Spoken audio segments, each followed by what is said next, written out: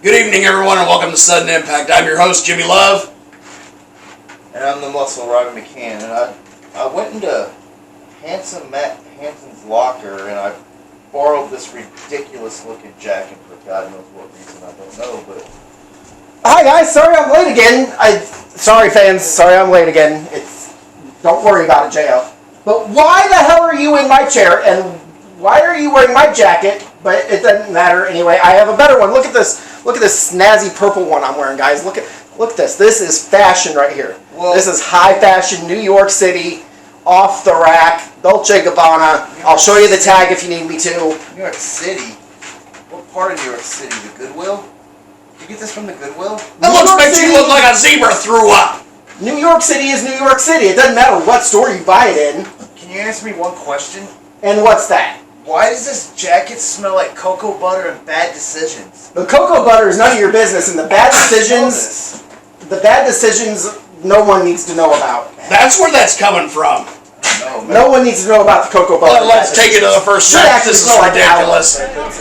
Huck Diamond here, along with JL, emanating from the Macon County Fairgrounds in Decatur, Illinois, bringing you this one-on-one matchup. It is Robbie McCann, the muscle indeed, representing Empire to go one-on-one with a man he has no love for whatsoever, has a history with. We are talking about the Apocalypse. You know, if it wasn't for the apocalypse, Christmas wouldn't have happened, you know. You remember? Yes, indeed. I remember that Christmas on a pole matchup from months ago. And right now, yes, two of your Empire guys are out there. Robbie McCann, officially a participant in this one-on-one match. And what business does Gavin Alexander have out there, JL? You know, beginning to wonder that myself. He's out there in them silly trunks. Looks like I don't want to say it. Oh, indeed, and right now, Robbie McCann avoiding the Apocalypse, perhaps playing mind games with them. Alright, I'm going to say it. He looks like a Caucasian grimace. Let's be honest. Are you talking about Gavin Alexander? Yes. Well, how dare you talk about one of your Empire members that way, JL? You know, the guy begged me to take him back on as an enforcer, and he does a pretty good job. But he looks silly. Let's be honest. Well, nonetheless, Robbie McCann has the Apocalypse on the ropes. Apocalypse counters the turnbuckle smash and sends Robbie's face into the turnbuckle multiple times. And now the Apocalypse has the advantage. And there's another turnbuckle smash. These two have had a number of battles. As we mentioned earlier, the Apocalypse, former Sudden Impact television champion, Robbie McCann, failed to win that title from the Apocalypse, if you remember correctly, JL. Well, Apocalypse ended up losing it anyway, so who cares? Well, nonetheless, right now, the Apocalypse outside the ring and a big right hand to Robbie McCann. Robbie goes down. He rocked him on that one. You know, it's a good idea to get outside the ring. He does seem to be a little spaced out there. We'll try to take a breather, get a little time out, confer with your allies.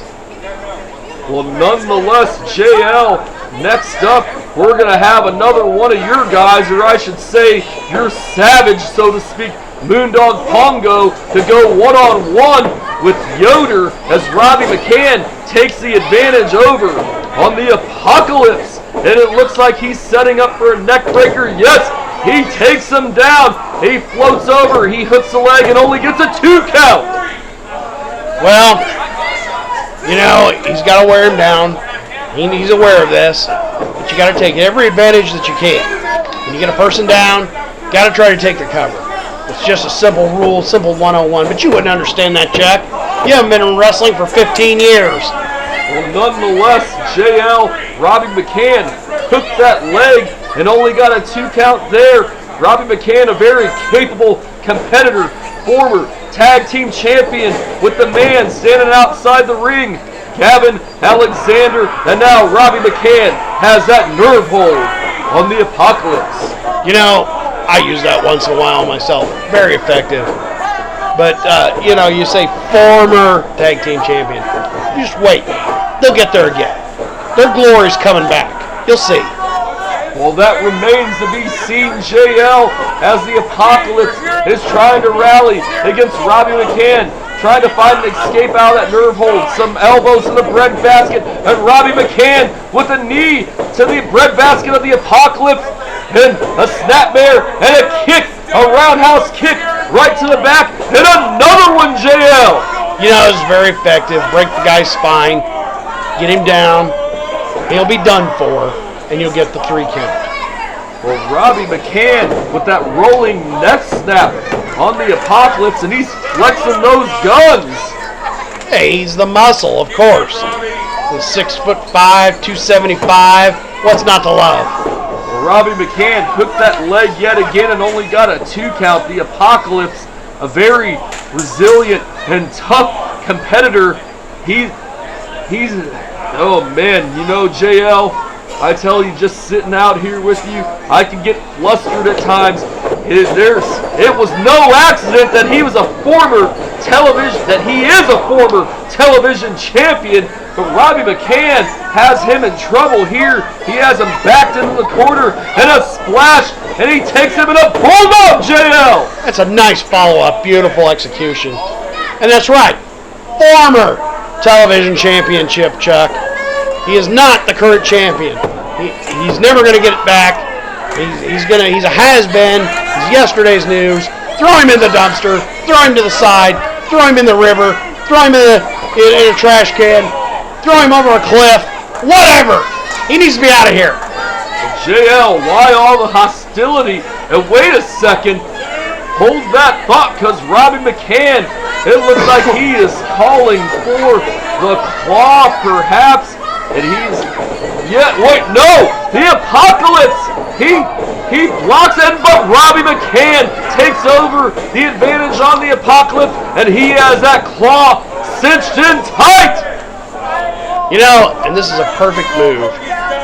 One or two things could happen here, Chuck. He could wear him down to the point where he's useless, or he could submit.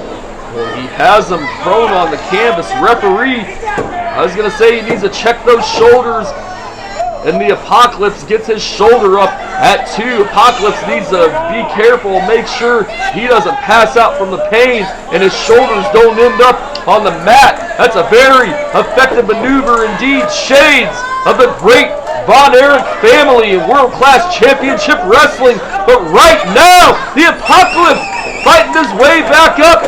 A right hand to Robbie, and another right hand, a third one, and another one. The Apocalypse rallying on Robbie McCann.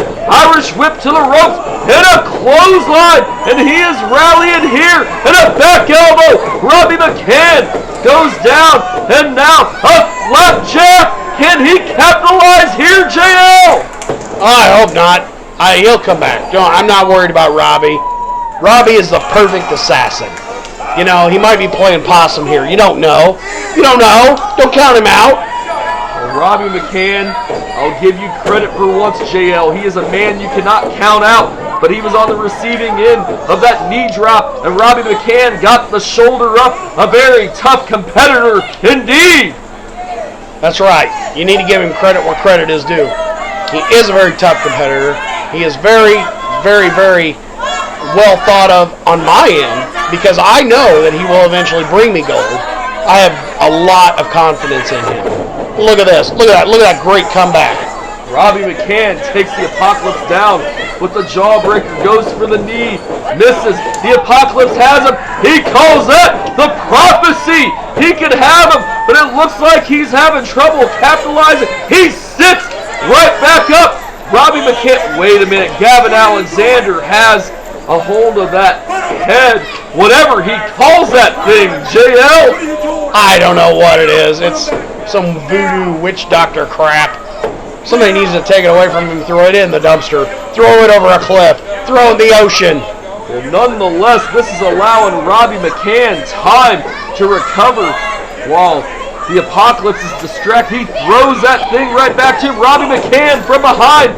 Kick to the bread basket. He hooks him. He pedigrees him. He hooks the leg, and he gets the 3 count thanks to the distraction of one Gavin Alexander. It was all academic from there. Of course he was going to win. I can't even believe you would doubt that he would ever win. I mean, it's obvious.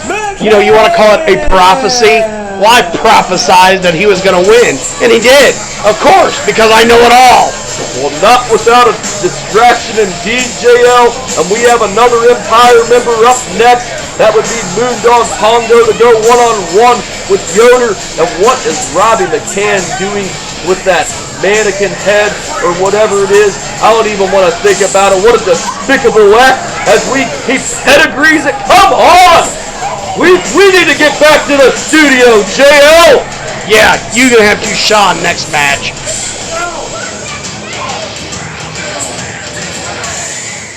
That was a great match. Awesome. It was great, wasn't it, guys? With the big cue ball in front of you. I don't know why Robbie McCann's sitting in my chair. I'm the co-host. I'm part of the Empire. It's Empire Day here at Sudden Impact. And obviously... So was it bring your child to work day? Because didn't your child, didn't Maury prove that? No! Aren't you like... Dirty Harry's my kid! Nepotism or something like that?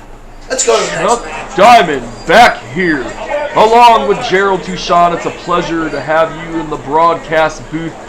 JL is at ringside along with Gavin Alexander and Robbie McCann, who is just victorious over the Apocalypse due to nefarious means. And right now, we have Moondog Pongo going one-on-one with Yoder.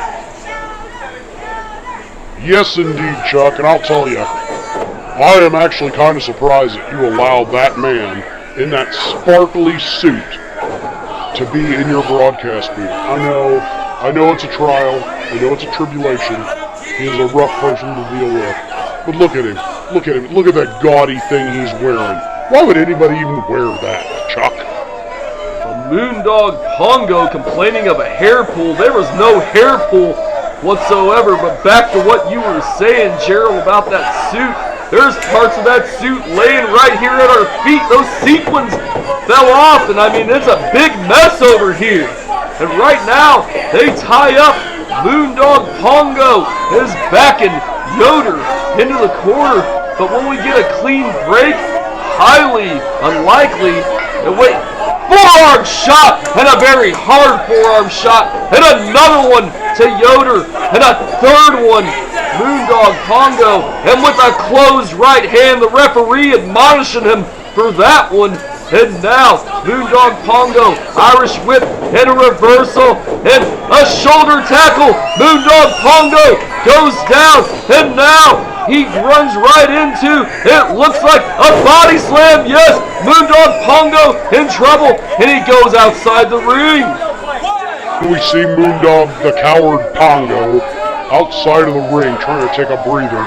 And right now, it looks like Yoder is trying to get the crowd pumped up behind him, which should be easy with all these despicable people out here.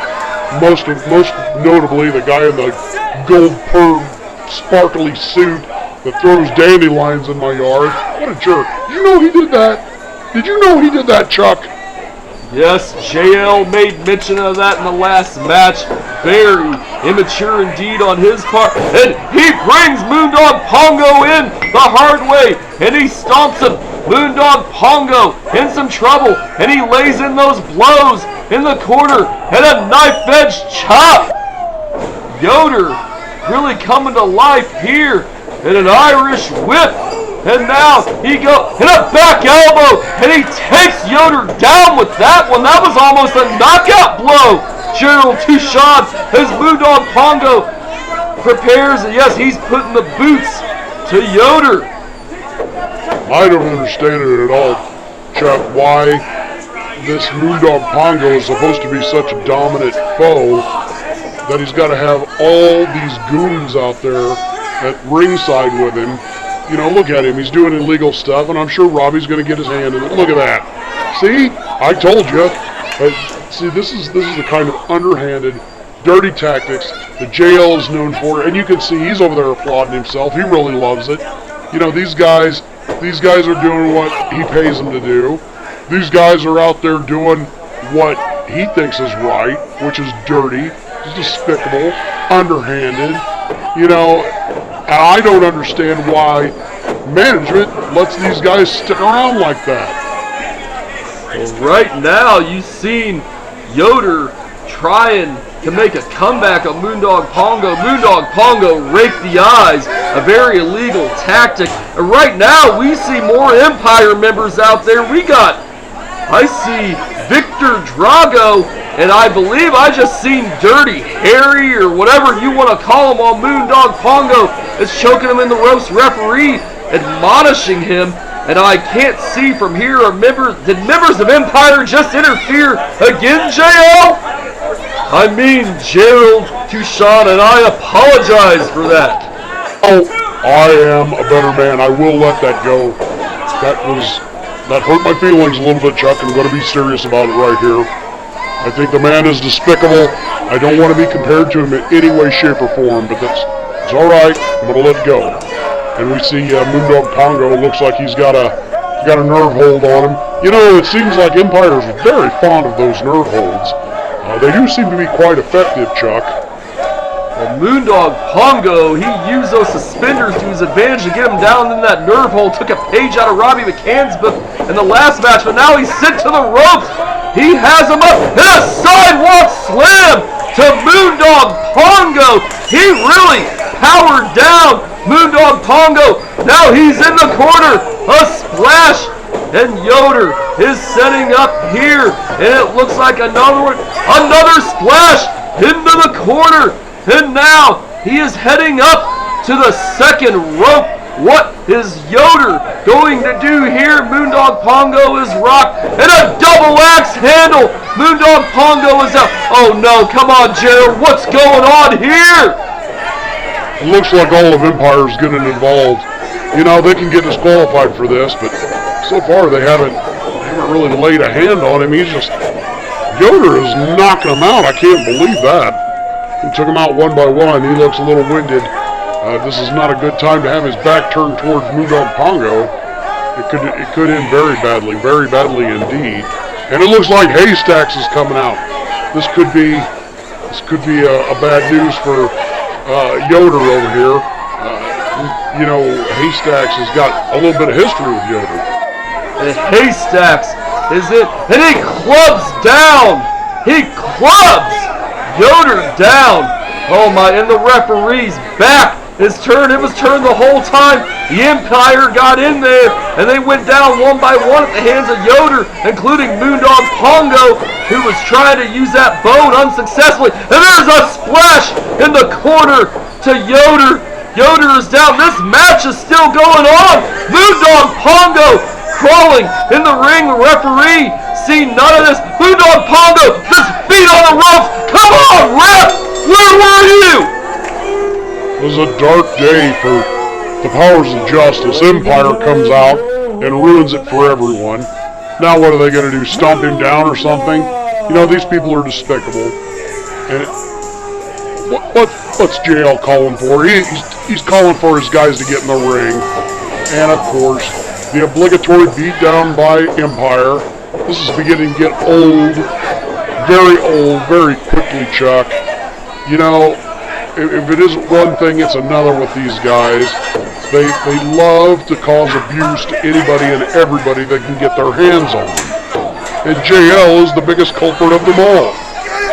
Well, Moondog Pongo victorious, but oh, come on. And with that bone, and down goes Yoder. Come on! Moondog Pongo victorious. Give the assist to all of Empire, especially Haystacks, and the usage of the ropes. He put his feet up on that second rope to get the 3 count. Come on. I mean, this is ridiculous, Gerald. Empire really running roughshod. Well, this has been Sudden Impact. And I am here with the father-son duo of Robbie McCann and JL. And we've got a big cue ball in the way. I'm your co-host and, don't forget audience, senior official to Midwest Impact Pro. He is senior. You know, he's a senior official, but he's still in the damn How shot. did he get that job? I don't know. I think Because I'm the best damn referee there is. And never won an award for it. Never won an award. Never. I got 3 though. This has been Sudden Impact. We'll see you next week. At 7 o'clock.